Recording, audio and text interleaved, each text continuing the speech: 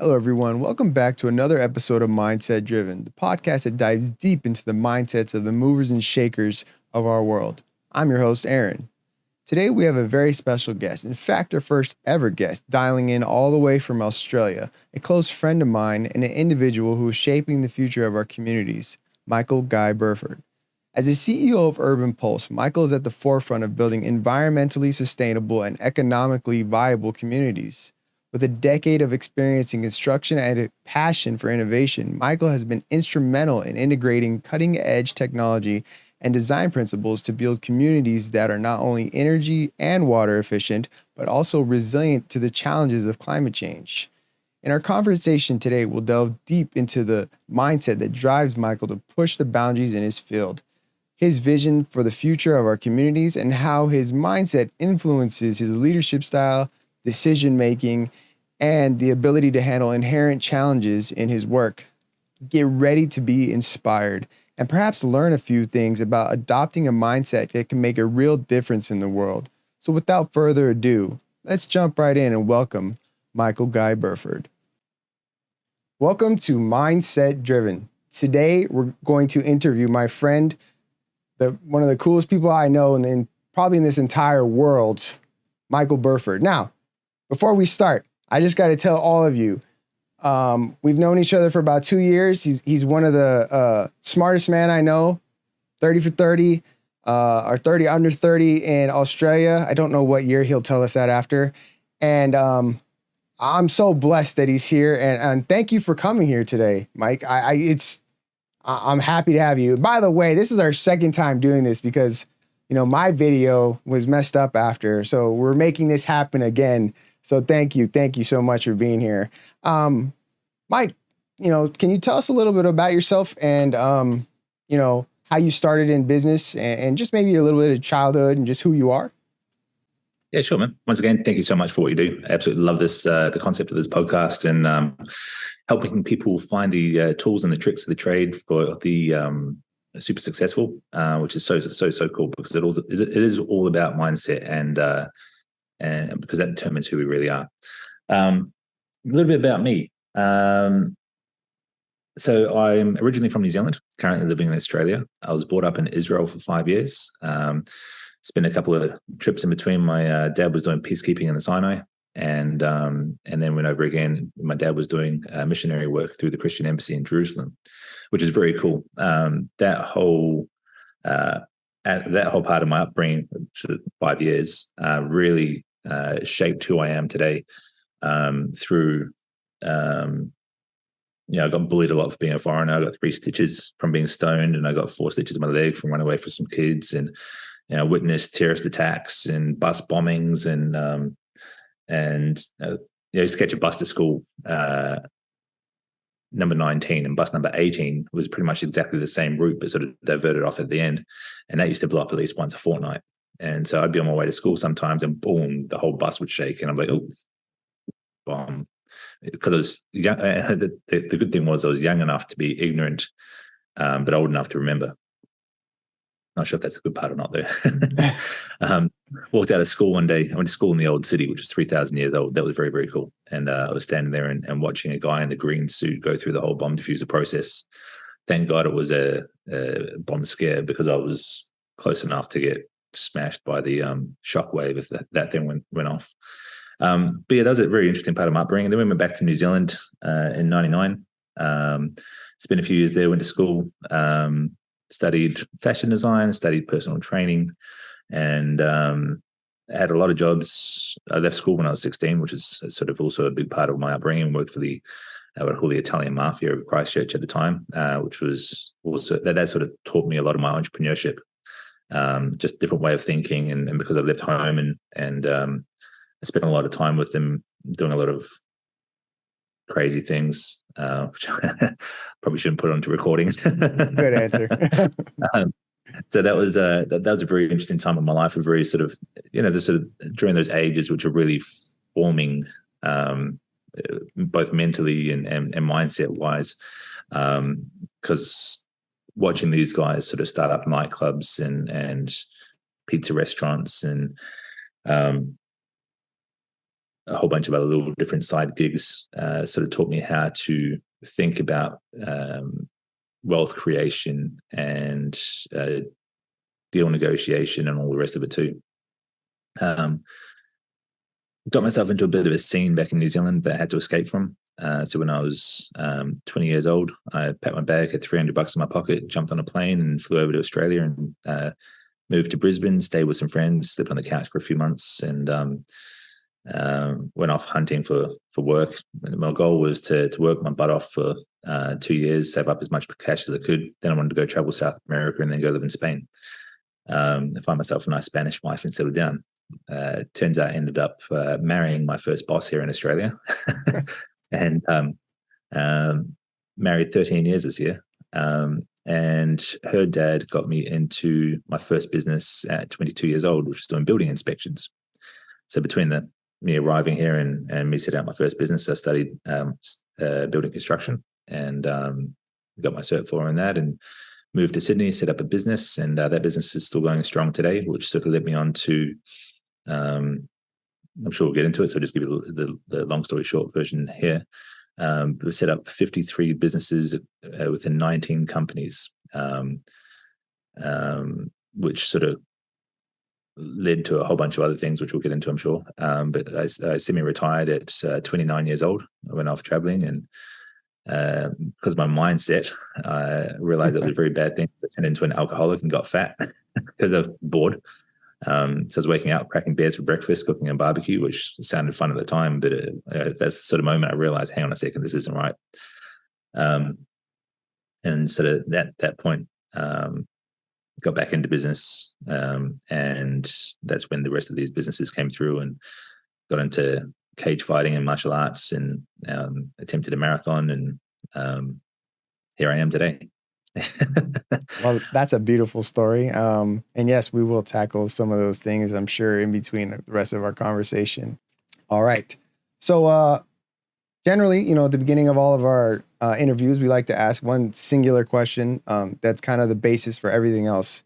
What is your definition of a successful mindset? Now, that could be anything that you want to entail it to. It doesn't have to be specific to just mindset particular. But give us your interpretation of that.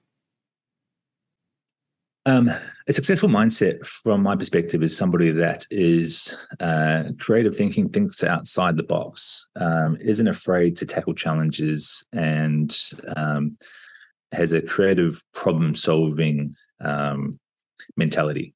So if I was to go into business, for example, business is all about problem solving. All right. So the better you can solve problems and the better you can creatively think about solutions, the better you'll do in business. From a sporting side of things, I mean, a successful mindset is somebody that has that loves that challenge and is, hungry for success, and is always striving to overcome their own personal beliefs and limitations. But then also you can have the other side of success, which is, from a Stoic principle, is want less. I mean, I could be, and I've been through this myself personally, is I've, as I said, retired at 29 years old, but was I happy? No, because I was just drinking. And before you say that, how old are you now? 35. So we all know that's not that long ago. Yeah. Yeah, so which was, and it was the best thing that ever happened to me, was sort of observing that, because now I'm not interested in retirement. I'm not seeking that end goal. For me, it's all about impact and wanting to make difference in as many people's lives as I can. And for me, that's through the development of what I call freedom cities, which is a smart city without surveillance. That Stoic mindset, though, is of wanting less. Is people are often happier without money, or without chasing money. Sorry, because they have everything they need from that sort of level. I'm not sure if you heard the story about the American and the fisherman. No, but I know fisherman. The old saying, more money, more problems. I do know that. It's so true. It is so true. The more money you make, the more money you spend, because you've got more to upkeep. But coming out to the story of the American, and I'm probably going to butcher this, but I'll give you my version of it anyway. So there's the American, he's walking down the pier and he sees this guy pull up on a boat and in this little fishing village. And he goes, "Well, that's a really nice big fish you got there. How long did it take you to catch that?" And he goes, "Oh, it took me 3-4 hours." And he goes, "Nice. What are you going to do with it now?" And he goes, "Well, I'm going to go to the market. I'm going to sell it. I'm going to go home, have dinner with my wife. Then I go off to the bar and I'll have a drink with my friends and I'll play some guitar. We'll sing songs all night and then I'll go home to bed." And he goes, the American businessman goes, "Have you ever thought about maybe selling the fish, investing the money that you get from the fish into more boats, and then with those more boats, you can get more fish?" And the fisherman's looking at him going, and he goes, "Well, and then I could help you. We could take this business and the fishing business, and we could get it listed on the stock exchange." He goes, and he goes, "Well, then you'll make lots of money. You can sell out your shares, and you can go home to your wife and sit at the bar at the end of the night with your friends and drink beers and play songs." And he goes, "But I'm doing that now." And that whole mindset, that story really, really stuck with me, because like people that chase wealth and people that chase that that level of,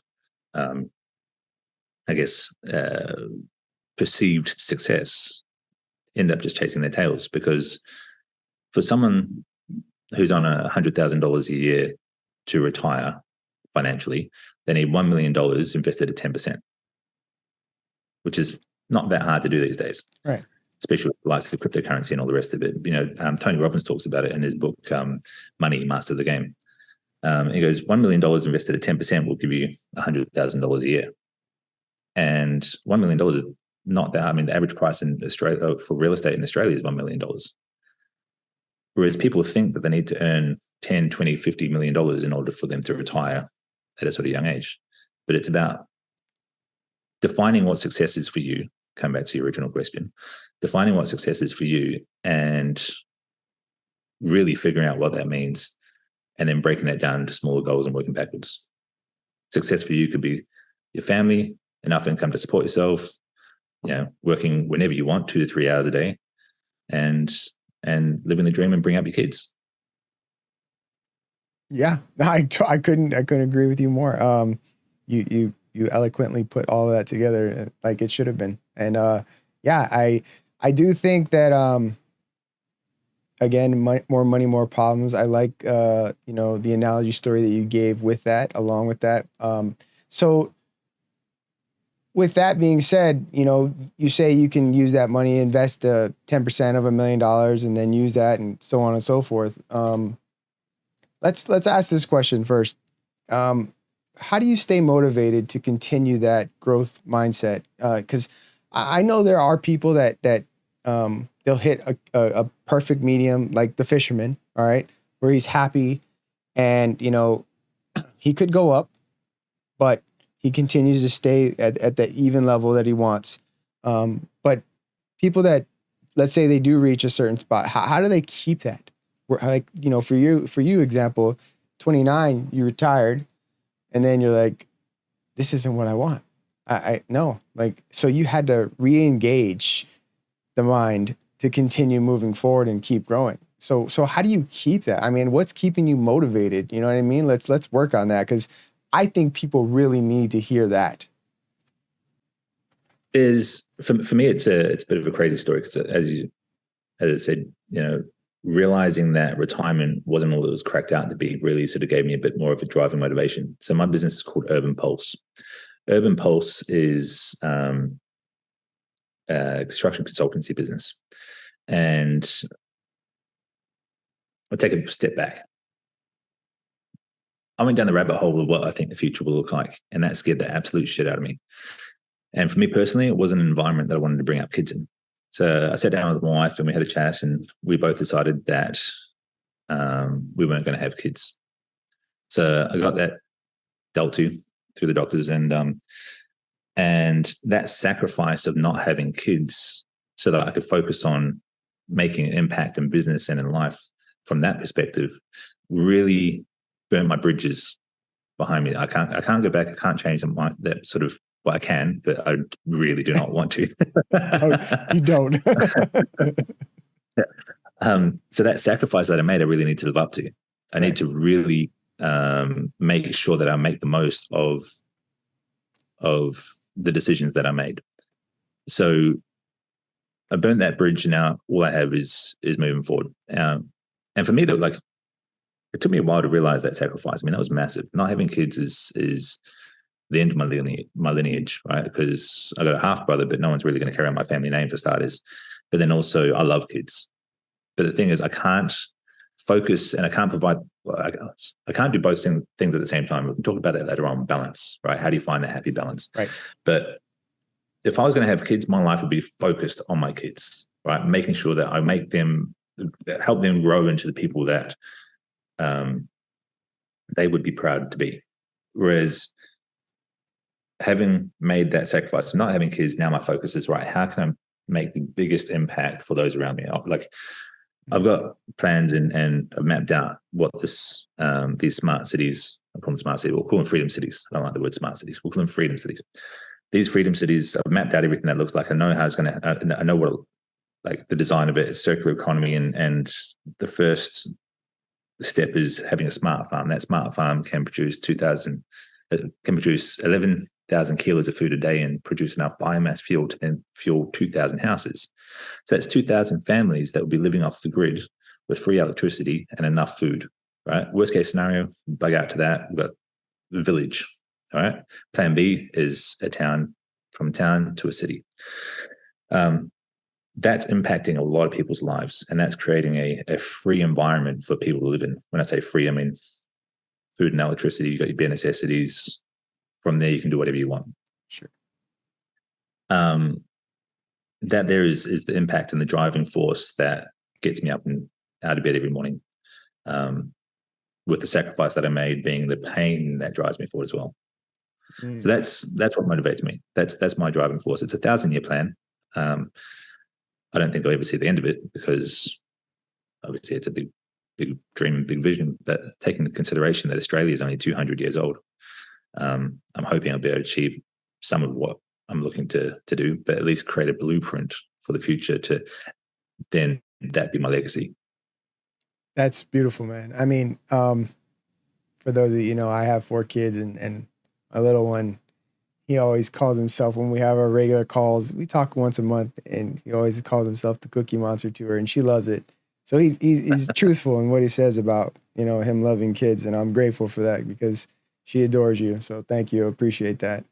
He's adorable. Thank you. She just turned 5 on last Friday. So yeah, it's been a great couple weeks. All right. Well, thank you for that.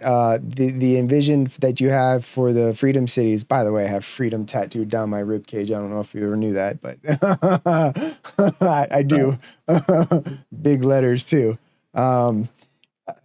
What, I guess we can talk about this. So what do you envision is the most challenging part to get started when it comes to all of this? You know, I would like to, you know, maybe generalize that question more towards mindset, but since we're talking about the freedom cities itself, let's just focus on that for now. What do you feel is the most challenging thing? Is it the government? You know, is it funding? Is it getting people to back the idea of it? What do you feel is the most challenging part? All of the above. I've been blessed to have been connected through the Web3 world to people who can assist me on the government side of things. The vision is so big that people can't really comprehend the stepping stones. So that for me is sold by playing the game of chess. You know, you always got to think 5 moves ahead. Like a chess master thinks 15 moves ahead. And so that's what I'm trying to do here is trying to think that far ahead in order to break it down in bite-sized pieces so that people can comprehend. Because if I came to you and said, hey, bro, I'm wanting to raise money for Smart City, can I borrow some money, man? You're looking at me like, dude, I might give you bucks, but you're trying to raise billions here. So I'm not sure if I can help you. Right. I'm not sure if it'll be a drop in the ocean sort of thing, right? So it's trying to portray that vision to other people for them in a way that they can understand so that they can also contribute to the cause, whether that be through skill set, whether it be financially, whether it be through any other means, even connections, introducing me to the right people, introducing me to people that have similar visions so that they can actually partake in the execution part of it. Execution is also the biggest and hardest part. as I said, the first step off the ground or the first seed in the ground is going to be the smart farm. And so that's what I'm trying to do. But that there costs 50 million US for a 30-acre farm. 27 million is just the greenhouse alone. But there's layers and levels to it. So the hardest, back to the question, the hardest part of the mindset aspect is pushing through those objections, pushing through those, it's a massive wall that's in front of you. And it's just trying to break through that wall and keep going and not listening to the naysayers and soldiering on, I guess. It's staying true to the size of the vision and just making sure that I remember my why. And that's what keeps me going. It's remembering your why. That's awesome. I can't, yeah, the way you say things is really good. I always want to ask a question after, what you say. And sometimes it's like, damn, he answered everything I wanted to ask next. So I don't know. But I want to circle back to when you were talking specifically about you leaving school or dropping out per se, and then kind of creating that wealth mindset, learning about businesses growing. Because we all, well, not all of us, but people in the financial world, and if you're, understand wealth in itself, there are a lot of people that are very, very well off who have, in fact, dropped out of school / college, never did it, never got a degree, and are, some of the brilliant minds of this world, right? And I do believe you'll be one of those that people talk about in the future, by the way. My question here is you had a mindset when you first started. Where was that mindset in the beginning to now? Where is it now? I know this is a long-tailed question, but when you started, you had one mindset, it evolved, and now you're at another place. Let's just talk about the evolution of mindset. So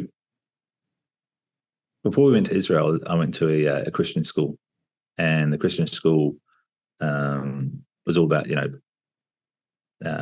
non-violence and being a good kid and good upbringing and all the rest of it. And private school, my parents put me through. Go to Israel, get put straight into a public school, not knowing a word of Hebrew, and I just come home crying from school every day because I used to get beaten up. Like, had my head slammed against brick walls and all sorts of stuff just from the local kids on the way home who thought that was fun.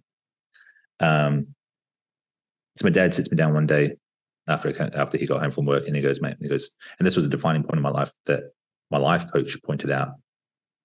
And he said, if somebody hits you, you hit them back. Stick up for yourself, sort of thing.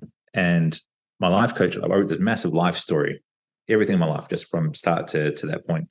And my life coach, and I was on a plane writing this story, and I emailed it off to my life coach, and he defined that one point, which was really funny because as soon as I wrote those words, I started crying. Right. So for me, spiritually, it was a defining point in my life. But then my life coach identified that point as being a defining point in my life. So I then ended up becoming a bit of a brawler and got into a lot of fights, and I got suspended from school and all the rest of it. I got suspended from school for sticking up for my class because the classroom across, they came through and they're trying to trash our classroom. And so I grabbed the broomstick and I said, look, if anybody comes a step closer, I'm going to smash them with a broomstick. This kid steps close. The broomstick almost took out his eye, got suspended from school. But I was protecting my class. Fast forward, in between that, I left school and had to fend for myself again. And so that was, with the mafia and gangs and all the rest of it, and wheeling and dealing and sort of entrepreneurial side. So that opened up my mind to a whole lot of different areas of life. And then when I was 18, my little sister's boyfriend at the time cheated on her with my sister's best friend. And so she went off with him on MSN Messenger, and he responds with, "Shut the fuck up, bitch, before I come around to your house and I slit your throat in your dreams." All right. And so she showed me this, and I'm just like, all right. But her and I used to do salsa dancing together. And we'll go to classes every Thursday night. And every Thursday night we'll step out of class and wait for my mum to come pick us up. But the ex-boyfriend's house was right across the road. Right. So every time she stepped out, she's like, man, I just wish you go over there and beat the shit out of him. I hate that guy, rah, rah, rah. And So a couple months later, she rocks up to his party with her new boyfriend, who was this Russian guy. And then the Russian guy comes out, leather jacket, really nice sort of racing car. And so I look at him, look at my sister, said to my sister, hey, you go inside to the party. You're coming with me. So I jump in the car with him and my brother. I call my brother as well. And we start interrogating the guy. I said, all these names, these Russian mafia kind of guys. And he's like, yeah, I know them. He's like, what? You know them? Started interrogating him. We drove around to the ex-boyfriend's place, went into the ex-boyfriend's place, taught him a lesson for cheating on my sister, jumped back in the car, said, that's what's going to happen to you if you fuck around my little sister. He goes, okay. So my life coach identified that's a position where I became a warrior at that point when my dad said, if people, the defining point of my life sort of turned me into a warrior, right? And I started protecting my loved ones. That point in my life, I got reprimanded from the government. Obviously, got arrested and did community service, luckily enough. But then I got stopped for physically becoming a warrior, but then spiritually became a warrior because after that, when I moved to Australia, I ended up doing prison ministry for 4 years and mentoring the juveniles, the young kids. And so I went into the boys' prison and I taught them business coaching, I taught them Bible studies, and I taught them sort of where I'd come from through the whole mafia life, and then had to get out of that environment in order to save myself. And then that's how they can actually do the same thing too, because you do become a product of your environment. Not only just the Bible says that you are the closest to your 5 friends, but also in the business world, they'll say the same thing. And we are a product of our environment. You put a rotten fruit into a fruit bowl, all the fruit's going to become rotten. And the same thing happens to us. So doing the prison ministry with the kids, I became a spiritual warrior, according to my life coach. And I embodied that too, because for me, it is, our mindset is our spirit, right? Like, I don't think I am who I look like, but that is a product of our mindset. So that was the sort of evolution of my mindset through that time. And now for me, that whole impact is part of a spiritual journey that I'm on. And I got that message from taking psychedelics, right? So magic mushrooms for me was a massive part of my spiritual evolution and journey as well. Huge. Yeah. And it did. I don't want to interrupt you, but just this morning, I read an article that it was approved in Australia. Yeah, in Australia. Yeah. So that's great. That's actually part of it. Oh, yeah? Yeah. Woo! Yeah. So good for you guys. I'm so happy for you. Okay, continue. Yeah. Went to Macquarie University and microdosed mushrooms. Part of it was placebo. So one session was placebo, one session was actual. And I didn't know which was which. And I took them and they strapped me up with these things in my brain, put me into this machine. And I was there for about, I think it was 45 minutes and all these different tests and everything. I sort of saw the effect that it had on your brain. Now that's a whole rabbit hole we can go down too, but it's that the spiritual experience of actually doing decent doses of mushrooms. Now, I don't advocate doing this unsupervised and all the rest of it, but I had a lot of experiments and a lot of sessions on this, and it really helped define who I am from a spiritual aspect, which then carries through the mindset of who I am today, which is wanting to leave that impact. And that's where the whole city idea and everything came from as well, and the name Urban Pulse. Mm. Oh, that's awesome. Yeah. I didn't know that. Like, I never knew that specifically, but that's really cool that you say that. Can I say, when you talk about your defining moments and the warrior aspect of it, from my perspective, just so we're clear, I do think your own perspective matters a lot, and so does your mentor. But from how you put it, it just seems to me as you built up the warrior in you, and then you became the protector. And for me, I've gone through a very similar history. Albeit never got in trouble per se. Thank God, I was very elusive in that area. But I do think that there was a point where the warrior had to become the protector in order to make sure that everyone around them was taken care of. And I that's where I see you as the ultimate protector. And you've done it for me in different occasions. I'm not sure if you understand that or know that, but you have. So thank you for being who you are, number one, because it's amazing. And thanks for sharing that part of the story, because that was really good. Very, very good. So, um, there's a few other things that I wanted to talk about, but you know, your long-term career goals in Urban Pulse, are they included into your freedom? Freedom cities? That's Freedom Cities, right? Is that included into the Freedom Cities, or is that a separate entity? Because I'm just trying to understand, and I'm sure everybody else is as well. Specifically, just because you say that you want that to be your lasting legacy. Can you differentiate the two between those? And I guess the other question to that is how do you entail such a strong mindset to drive both of those at the same time? Because as a dad, it's so hard for me to even try and do other things but be a dad. You know what I mean? And your mind, you specifically, because I know how your mind works, you're able to just do so many different things at once. How do you do that? Like, how do you build that mindset? It's interesting because I'm going through a stage in my life right now where I have had to refine what I am wanting to do. Okay. And cut off the areas.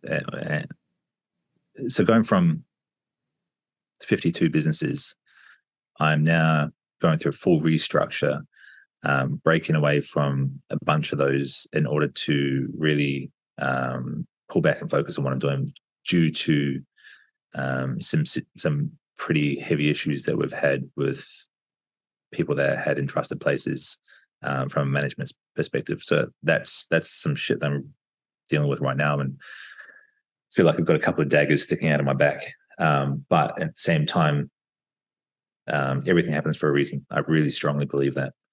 And I think through this process, it's going to enable me to move faster towards these freedom cities, because I'll then be in control of my own destiny, as opposed to having to take into consideration other people's situations and perspectives. Quick little lesson in that one too. If you make $1 million, and if you and I were in business and we made $1 million, and that's profit, you and I have to split that 50-50 because we're 50-50 partners. Yeah. Now we have $500,000. So already $1 million is broken in half. At $500,000, then I pay myself that $500,000. And then after all the taxes, I'm probably left with about $250,000. So I've gone from $1 million to $250,000. Now, if I'm on my own and make $1 million, that $1 million is mine. I can structure my business however I want, pay taxes if I want to. If I don't, the difference between rich and wealthy is academics. So how I structure the business and how I pay my taxes and how I structure my taxes enables me to then maximize my income. So now I'm doing the full restructure and breaking away from the rest of the group. I now have my business, and I'm able to. So we had on the other side of the group, we had restaurants, we had supermarkets, we had wholesale distribution, we have online businesses, we have retail businesses, all that sort of stuff is over here. What I'm taking is the construction side of things, which is Urban Pulse, Ausda Labs, Australian Engineering Specialists, and I'm utilizing those in order to create a digital platform, which is then going to become the platform to build these cities, using AI, Web3, blockchain technology, cryptocurrency, and then paving the way for how I believe the city should be run, utilizing blockchain and cryptocurrency. But then also this digital platform to empower people and also solve a lot of the issues within the construction industry. So I think we've gone off track. Yeah, a little bit, but that's fine. Keep going. Yeah. So the idea behind this is refining what I'm doing, focusing on the specific areas that I actually want to be involved in. And that for me is the original business, which is Ausda Labs, that sort of retired me at 29, bringing that back, making the money from that, and then putting that into the cities. And it's refining my focus so I have that tunnel vision as opposed to being sporadic. And I was able to be sporadic at the start because I had the right management. Well, I thought I had the right management in place. Unfortunately, that didn't work out as well due to a number of different reasons. Trying to make small businesses into corporate businesses, and the complicated structure that we had just really tainted everything and murkied the waters. So it's taking that back, refining it, and cutting out all that excess fat, and then focusing that on the vision that I have at hand, which gives me the tunnel vision and helps me to focus and know exactly what I'm doing. So safe to say that, originally my question is how you're able to do, this and that. It's safe to say that it's better to focus on one thing and plan for something else so that you continue the path. And then once you're ready, you pivot. Is that what you're saying? Yes, sort of. I mean, ask any female and they'll tell you that a male is very, very bad at multitasking. I'm not going to ask my wife that, but you're probably right. so you can multitask if you have your trusted people in places and that they run that. So the way I started the last 5 years is I had a CEO overseeing CEOs of different entities. So that CEO was responsible for running that business. That CEO was responsible for running that business. But then I had the CEO who oversaw those CEOs. Right. So that's a Japanese business structure that goes way back. But the problem being is that everyone's on these different walks of lives, and you're dealing with people, and people are a variable asset every hour of the day. Not every day of the week, but every hour of the day. Yes. They get a phone call, I want a divorce. Holy shit, that business is going to shit for the next 6 months, right? Emotional crises, all the rest of it, you have to deal with that. And people are the hardest part of any business. So if you want a job done right, do it yourself. And that's where I've sort of stepped back into the business. I've cut out all the fat. I'm really refining what we're doing and then focusing on the end goal and the vision at hand. I still have the partnerships elsewhere and I still have other investments and all the rest of it, but I'm no longer a director of that side of things, which means I can then focus on just this because I'm not worrying about the liability and all the rest of them. That makes sense. So earlier in the part of this where you said that you had, your back stabbed a couple of times, you had knives sticking out of your back a few times. You also mentioning now that how, the hardest part is the people and the variable of like basically their attitude and or the emotional attitude that they're rolling through. How do you overcome like negative things like that? What enables you to do that? I mean, there's got to be some kind of like, I don't know. When I think of you, I think of somebody Zen, you know what I mean? So there's got to be some type of like process that you put yourself through to, get through these struggles that happen on a daily basis. We sort of touched on stoicism before, and stoicism really has impacted my life in the fact that I find it being the best way of life. So coming from a Christian background, Paul in the book of Acts, I think it is, he actually walks past the Stoics in the Bible and it references the Stoics in the Bible as well. So the Stoicism goes way, way back. And Stoicism is this really interesting philosophy based on the 4 cardinal virtues of wisdom, discipline, courage, and temperance. And implementing those 4 aspects, so really digging deep into those 4 aspects of your life and really molding yourself to those 4 aspects of 4 cardinal virtues helps you do things like focus on the areas that you can control and not worry about the rest, and live your life in moderation, which is we sort of touched on this before the podcast started, is I want to cap my income at a certain amount so that I don't try and live this frivolous life. And I mean, the only way I'm going to buy drive a Lamborghini is if you buy it for me. But capping my income and living a modest life so that way I don't become driven by material wealth. And when it comes to the struggles, it's doing unto, it's a Bible thing, but also doing unto others as you would have them do unto you. So for me, the changes that I made in my specific business is I've given everyone a bit profit share within the business so that they can become part of the company as well, and they can grow with the company. And the bigger the company grows, the more they grow financially, and their way of life becomes better as well. And it helps them to invest into it. So it's bringing people with me. It's really, and then that helps them solve the problems too. So overcoming the big problems is never there's never a cookie cutter model for that. But it's about doing everything you can to bring people with you on the journey, and that helps them to help you overcome the problems at the same time. I like that. That makes a lot of sense. Yeah, and for those watching, Stoicism, Marcus Aurelius, meditation, Seneca. There's so many that we could go over. The only reason I'm into Stoicism is because of this man. He went and said something, and I was like, oh, let me look at this, and now I have like 7, 8, 9 books of Ryan Holiday sitting right next to me because of that.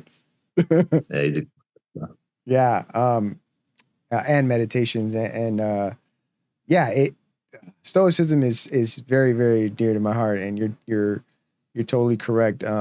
Just the way you can interpret someone else's struggles, feelings, and basically, the whole word behind Stoicism is kind of like reaction without emotion, but that's not necessarily true. I think that's just its definition. I think definition and perspective of a word, I think there's two different things. And people, oh, you're a stoic. Oh, you don't have emotion. You're this, and that could be further from the truth. Personally, for me and you, that could be further from the truth. But that's a whole nother story we can get into. But I do thank you for sharing the Stoicism part, because I do believe people need to know about it and hear about it, because it's very, very powerful. So let's talk about, you mentioned too, you had some mentors, since we're kind of on the, Stoic side of things. You have some mentors. Who are they? If you don't want to share their name, that's fine. But let's, if you can, who are they? And if not, what are the things that they taught you, other than, you said, your defining moments part? There are lots of different mentors and lots of different areas of life, depending on what sort of area you're wanting to focus on. But my closest mentor to me is a guy named Yossi Goldberg, and he has lived a life. When I met him, he was 78, and he was this was back in 2012. I was developing my own cryptocurrency. I've been following crypto for a very long time, and Bitcoin at the time, just to put in perspective, was $80 around about. And so I'm trying to build this project, and I was 2012, what are we now? 10 years ago, 13 years ago. So that was, it was 24, I think. And I go to my accountant. My accountant goes, look, way over my head. And then, so I left his office, and I get a phone call a couple of hours later, or it was a day later. And this man rings me up and goes, hey, I want to meet you. I'm like, huh? He goes, I want to hear about your cryptocurrency project. I'm like, what? For starters, that's a breach of privacy from my accountant. But I said, are you wanting to invest? What do you want? And he goes, oh, no, well, I just want to have a chat to you about it and see what we do. So I said, all right, well, where do you want to meet and how do I find you? And he goes, meet me at this cafe, and I'm the man with the black and white dog. I'm like, okay. So I rock up to this cafe with my business partner, and we're sitting there, and I'm waiting for this man to come by with a black and white dog. And I see the dog. I was like, huh, that must be him. And I'm looking around, and I can't see anybody. And this old man walks up. I said 78. And so he sits down and then brings along a guy called Tony Surtees. And Tony Surtees was the commercial investor for Yahoo back in the day. He was the one that told Yahoo to buy eBay. But then they're like, why do we want to buy eBay? He was in charge of $2 billion worth of investment for Yahoo at the time. So we sit down and we sort of show him a big plan. And he goes, look, love the plan. It's massive. Go back to the whiteboard, refine what you're trying to do, focus on that. So the next 6 months was almost everyday meetings with Yossi and all the people that he introduced us to. He brought us guys that created the Qantas frequent flyer program, which is one of Australia's biggest airlines. We met people that had been in charge of massive education systems in schools here in Australia, and the caliber of people we met was just incredible. At the end of it, he then introduced us to a guy called Jack Cohen, who owns Burger King here in Australia, which we call Hungry Jack's. And so this billionaire dude sat down in his lounge room on a Sunday morning and pitched the idea to him. And it turns out he owned 14% of Domino's Pizza worldwide. So he sends us off to a shareholders meeting at Domino's Pizza. and sort of showed us that Domino's Pizza is actually a technology company with pizza as its platform, just like McDonald's is a real estate company with burgers as its platform. So Domino's Pizza were the first to do sort of online orders, GPS tracked orders, heated deliveries on motorbikes, all the rest of the stuff that they do. They're always at the forefront of technology in the fast food system. So he's pretty much saying, look, I can surround you with a team of people and I can lead you through the whole process. But coming back to the mental side of things, Yossi was my mentor because he had been through, he used to build shopping centers. He was dealing with the crazy business people here in Australia. And so I got him on as my mentor because he was somebody that had been through it all and had all that life experience. And that's what a mentor should be. You get these life coaches that are 23, 25 years old, and they're not life coaches because they haven't even had a life yet. You got to really find people that have been where you want to go or are where you want to go. So for me, he was somebody that I really look up to based on his life experience. He's made and lost hundreds of millions of dollars before. And unfortunately, a couple of years ago, he had a stroke and can't speak anymore, which for a guy like him, with all his wisdom and knowledge, not being able to speak, it was a very, very sad situation. So he then jumped on a plane and flew to the other side of the country and is now living with his daughter. And sadly, I don't see him much anymore and can't talk to him much anymore apart from text. But trying to text an 80-something-year-old guy is never that easy either. So I've been over and saw him for his birthday and that sort of thing. But so he was one mentor that got me through a lot in life. Very, very fascinating character. But then you also got guys like, Elon Musk, for the obvious reasons. I mean, he's gone all in on every aspect of, where he, a lot of what he's doing is providing solutions to what he thinks is going to be future problems. But then at the same time, you could also think that he is also part of the problem. The biggest surveillance company through Tesla. Every one of those Teslas has cameras. And so he is the biggest surveillance company. He's got electricity through Solar City. He's got the biggest propaganda platform, media platform, Twitter.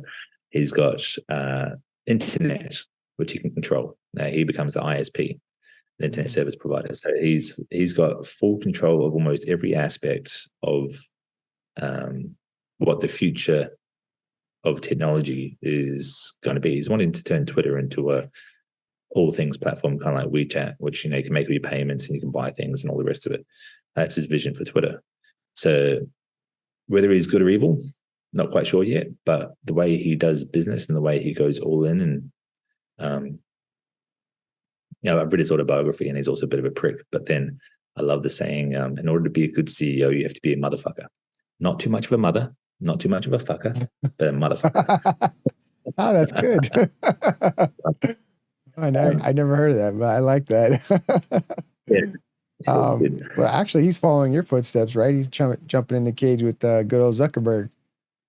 It's going to be interesting. But I also think that is one of the biggest distractions from what is actually going on around the world at the moment. And that concerns me a lot. I mean, look at us talking about these two fighting in a cage when I got mates who are currently fighting over in Ukraine. Yeah, we know. And this is a sort of shit. This is just how sad the world is. I think it is too, right? Just the fact that the Rome Coliseum wanted to offer them, I don't know if you knew that, the Rome Coliseum wanted them to fight there. I'm like, we've had some of the biggest fighters in the world, the best fighters in the world, battle it off, and they weren't offered something like this. And you're going to offer fighters that have no experience whatsoever, none at all, to fight in the grandest stage there is, the grandest. That's an embarrassment to the Coliseum. I agree. I would. That's why I'm asking myself, why would you do that? And you just answered that question. It's a distraction from what is 100%. Really going on. If you look behind the scenes at what's going on in America, in the world, BRICS, this whole move away from the US dollar. I mean, we're talking about millions, if not billions, of people's lives are about to get absolutely slammed through everything that's happening around the world. And here we are talking about two media moguls fighting it out. And I want them to fight it out. I want one of these guys to absolutely get fucking pummeled. Hey, that Zuckerberg kid is good with jujitsu. I don't know if nobody knows that, but he's good on the mats. Like I've seen him. I'm like, oh, okay, he got skills. And this was before I even heard about the fight. I've been following, because I know the jujitsu world a little bit. So the kid can roll. But we don't know nothing about good old Elon Musk in terms of what he's capable of. But who knows? I mean, if he's able to put all of his attention into this, like he is his businesses, he could be a reckon with, For sure. But it would have to take so I did a cage fight, and just as I got back into work after my little retirement stage, I trained 6 months, 4 hours a day, stepped in a cage, and had an awesome fight. I lost, broke my eye socket in 2 places, got 5 stitches, and that was an interesting story. But to be able to focus, to be able to train yourself from, obviously both of these guys have had experience. I mean, I saw Lex Friedman has actually rolled with both of them, and speaks very highly of both of them. Lex said that Elon's really, really good on his feet, and also, he's got a lot of strengths. He said that Zuckerberg, I saw the video of it, and Zuckerberg's definitely got the moves. He's won tournaments. Fighting is no small thing. Stepping in a cage is no small thing. I mean, everything I learned, I pretty much forgot once I stepped in the cage as an amateur fighter. Well, it's adrenaline, right? Yeah, I'd love to do more fights because of how much I learned just through that first one. But then at the same time, it's also horrible on your body. Breaking your eye socket in 2 places is not a fun thing to do. No. No, don't recommend it. But it's I think the whole thing is just a massive distraction from what's actually going on, and that scares the shit out of me too. Yeah, I agree. You brought up a lot of good points too about how much Elon controls and whether or not he's a good or evil. I guess we'll have to wait and see. I personally, I like a lot of the things that he's done. And I can see how people would look at him and be like, oh, he's evil, he's doing this.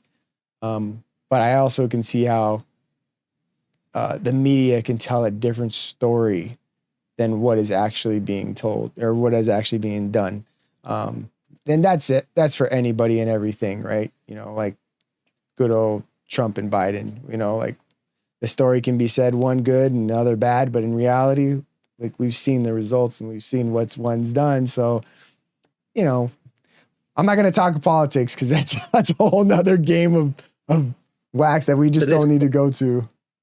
Yeah, but let's go back in history. I mean, history is his story. It's been written by the victors, and that's exactly what's happening today. The victors are the ones with the money that control the narrative, and that's exactly what it is. It's all about the person who has the pen and paper, or in this case, the technology for tweeting. Or Facebook. It's the amount of money that was, as they exposed, that was put into these platforms in order to rig elections and all the rest of it. I mean, it's all a power and corruption game, and it's just smoke and mirrors. Have you ever seen the movie Fahrenheit 451 with Michael B. Jordan? No. Oh. No. I'll check it out. No, yes, please. I'll give you the general rundown. The general rundown is books aren't allowed. They're all burned. And the people that burn them are the fire department. The people that burn them are the fire department. And essentially it's them rewriting history so that there is only one history to be known. Make sense? You know what that's, right? The Library of Alexandria. Yeah, that's what I mean. So you get what I mean. So you're right. I do believe the history, in the history, it's the winners, the conquerors who can tell the story and just erase what it was once before, which is another reason why we don't know what has happened in the last 5,000 years, because we only know the last 300 to 500 years. Hey, you want to go down that rabbit hole? I'm all there with you. We definitely could. That was the whole thing with psychedelics, right? But so the really, really good book, which I really enjoyed, was The Immortality Key by Brian Marasco. And he's an atheist that never done psychedelics, that went down the rabbit hole of psychedelics and found out the original history of it. Sure. And that goes right through biblical times with Jesus saying, drink this in remembrance of me, right? He in his book, a little bit blasphemous from a Christian's perspective, but the wine was laced with psychedelics, and he provided evidence to that through doing these gas tests on all the vases that traveled right across the Middle East and Asia and all the rest of it. And they found out that the molecules that were inside of it were from psychedelic plants and minerals and all the rest of it. But he went down into the secret archives of the Vatican Church as part of a research tour with the university, and found out they had 14 miles of uncategorized books and unreferenced books under the city, which is 14 miles of books, right? And so he went through and then found a whole bunch of books which referenced psychedelics and all the rest of it. But what he was saying is that in, I think it was the 1600s, the Catholic Church started the 300-year witch hunt. And the 300-year witch hunt was burning the women who were actually in charge, or they were botanists and naturopaths. And they were the ones that were in charge of making all the potions and all the drinks and all the rest of it, that they had all the medicine, because the Catholic Church didn't want people to have psychedelic experience, to have God experiences not through the church. And I've had 4 encounters with God through psychedelics myself personally. And so I totally understand what they're talking to. Like, that's where I sort of got a lot of my inspiration, all the rest of it from, and a lot of these sort of messages through psychedelics. And so having the Catholic Church, which, excuse the maybe blasphemy in this comment, but the Pope is the person who's in place of Jesus. He's the mediator. So you go to the Pope, or you go to the Catholic priest, and you talk to him, and then he talks to God on your behalf, or you have confession with him. But that should be a direct encounter with God. That's what Jesus came, and that's what the gift of the Holy Spirit was supposed to be for. So for them, this gave them control. This put them back in charge, and created a divide, I guess, between the people and God, which is a very interesting control mechanism. Because if you want to control the people, start a religion. Well, yes, you're 100%. And there are people out, there in the world that believe that it's God that's actually within. You are really? God within. Divine is within. And there's a lot of things in the history of our world, you have cerebral spinal fluid that goes up and down, right? From the top down to the bottom throughout the different chakras of the body. And we could definitely go through this, and we could talk for hours about this. But that's another thing to do. Yes. But I do believe that God is within us, and that's my belief. I believe there is a higher universe out there that is powerful and all being and all knowing.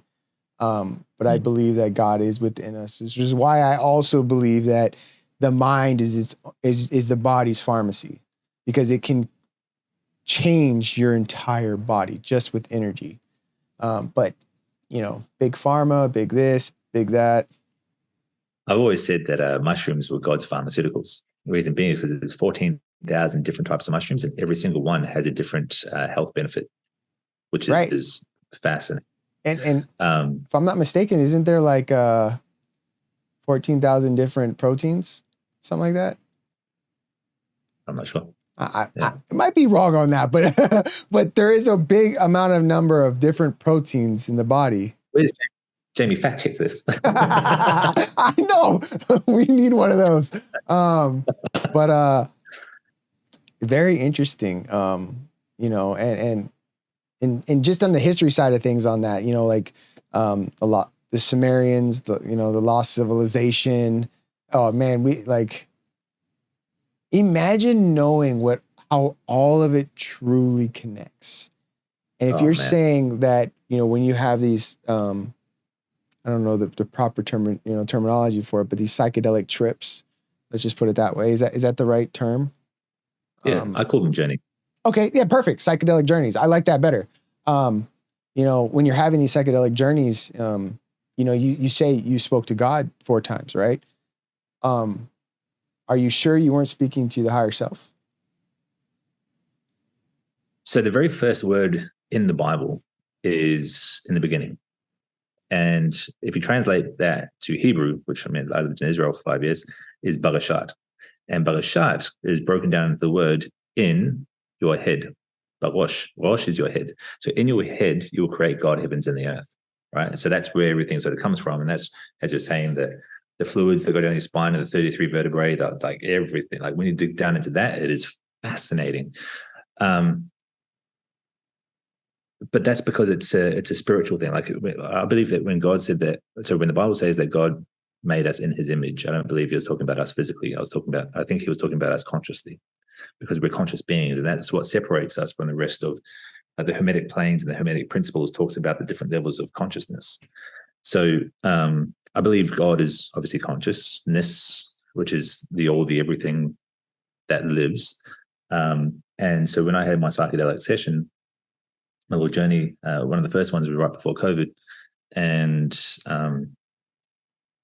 once I sort of got into the trip, I sort of stood up and I started planting these columns of every business that I had and every aspect of my life. So I got this business, and I turned around and said, I got this my personal life, and I got my spiritual life. And as soon as I planted the spiritual life column, all of a sudden this big spirit ball appeared in the corner of the room, floor to ceiling. And instantly, everything in my heart knew that was God. So it just dropped down to one knee, and I started fucking swearing at Him, because I believe that He led me to this point, and I was angry at Him for having all these different businesses that were going to collapse because of this COVID pandemic that came through. So I was going off, and I was crying, and everything just went off at Him. And as soon as I stopped, He just said to me, "Don't worry, I'm here. It's going to be all right." And that for me was just the massivest burden off my shoulders. And it was absolutely amazing. The rest of that session, it sort of broke down what reality was like and the different levels of consciousness, and it was amazing. But that for me was my second God experience. I got another one. I think I might have shown you. I got this. I saw this very as clear as I see you now. I saw this picture of Earth, and on the Earth was 3 chess pieces. Yeah. And I was a chess piece, and for some reason Elon Musk was another chess piece, and then there was a third piece that I didn't. That right, but I saw every move in this game of chess that led up to that one point, and I had a glimpse of the future, and everything seemed to be really, really good. But in the corner of the picture is this giant spirit ball, and the giant spirit ball was looking down at the game of chess, and I sensed the sense of approval that everything was where it was meant to be. So that was the first God encounter. It was God showing me that everything was where it was meant to be. And that's what led me on to all the businesses. And then COVID came, and that's when I had the second experience, which I just told you about. Yeah, it's fascinating, especially when you have encounters like that, because that really gives you a sense of purpose. It's very interesting how you said that. Basically you're yelling at God, telling Him this, that, and this, and He's like, "That's all right, I got you." And you felt a sense of, freeness, I would say.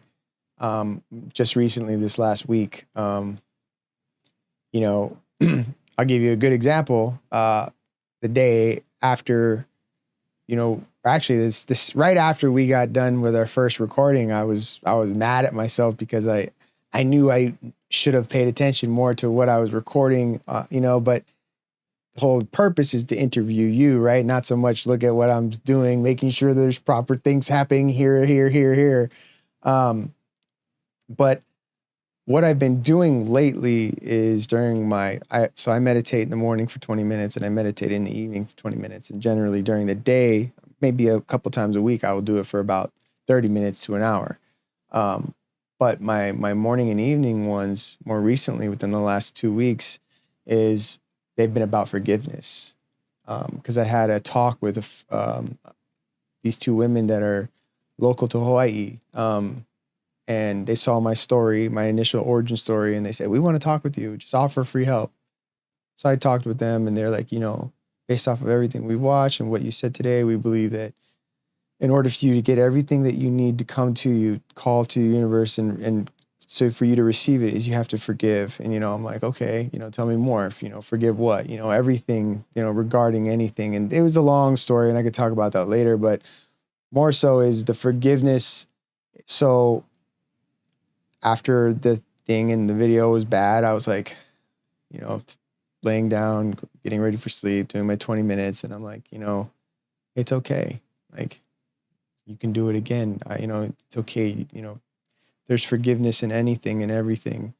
And I wanted to tell you this because the forgiving part for me and then nothing to do with you, just myself, it's been so powerful. And it just seems like the way you said, you yelled at God and you're this and that, and you just gave everything you had to him.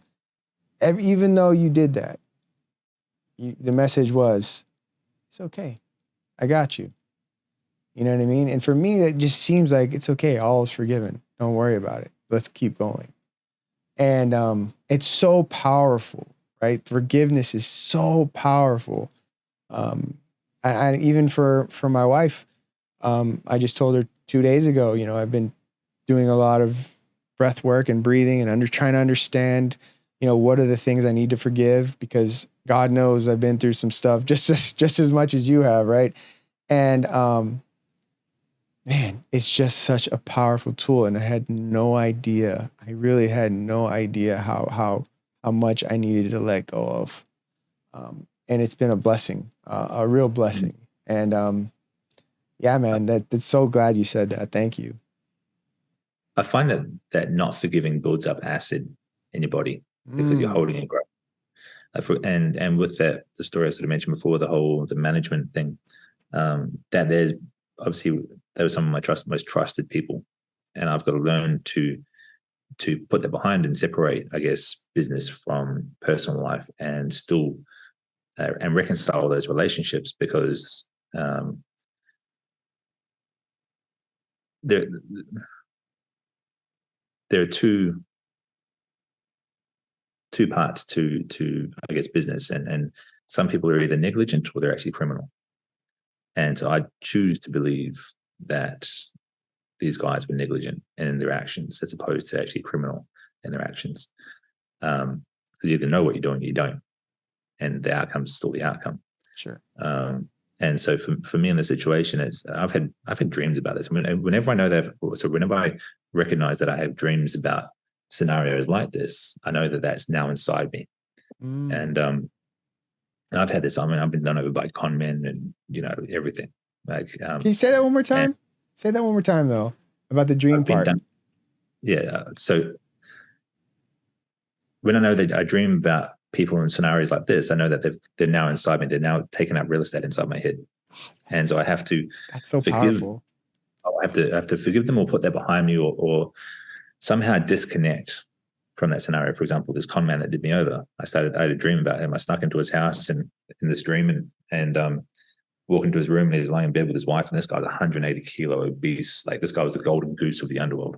And in the dream, he wakes up, looks at me, hands me the 2x4 piece of wood, and I just go nuts. And it was that moment I was like, right, I've got to get this guy out of my head. I've got to just drop and cut ties with him and everything. And he was a very, very bad man. And so, stupidly, I got involved in that whole thing out of desperation, and he became a loan shark. But it was, once people get inside your head like that, you really need to forgive them, because otherwise they're taking up real estate, and that real estate inside your head is very valuable. Yeah, that's a great thing to say. I appreciate that. I'm glad I have this recording so I can rewatch that one more time. But that was really powerful, and I think people really need to understand. Like you said, once you start dreaming about them, they're taking up real estate in the head. That's great. Well, is there any books or anything that you want to share with people that have really helped you get to where you've gotten, so that, I'm sure there's going to be people watching this be like, man, I want to be just like him when I grow up. You know what I mean? Not what I do. Yeah. So is there anything you'd want to share? Any kind of books or podcasts or anything else? I really love Tim Ferriss. He really started me on my sort of business journey. And the book, The 4 Hour Work Week, was very, very valuable for me. Sort of taught me about outsourcing, and that outsourcing part of business is what enabled me to retire at 29 years old, because I outsourced the management of the company to a lady over in America, and she ran my business for me for years. So that was a very, very valuable trick in there as to how to sort of get started in the business world. From there, a book called The Personal MBA by Joshua Kaufman.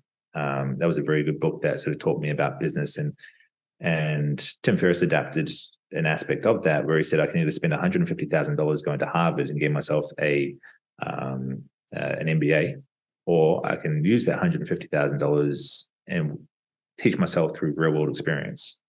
And he did that instead, and that enabled him to become an early investor and advisor in Twitter, and Uber, I think, was one of them, and all these other big companies like Tim Ferriss was involved in at an early stage, and that's what enabled him to get to where he is now. He's also got a very good podcast interviewing some very, very cool people. He introduced me to Ryan Holiday, who got me into the whole Stoicism side of things. Ryan Holiday is one of my favorite authors and has a really good podcast called The Daily Stoic. And it's 10, 15-minute little snippets during the week, or an hour interviews on the weekends. And that's just about the way of life. So categorizing these into different areas, you got your business, Tim Ferriss, way of life, which is Ryan Holiday for me, and Stoicism.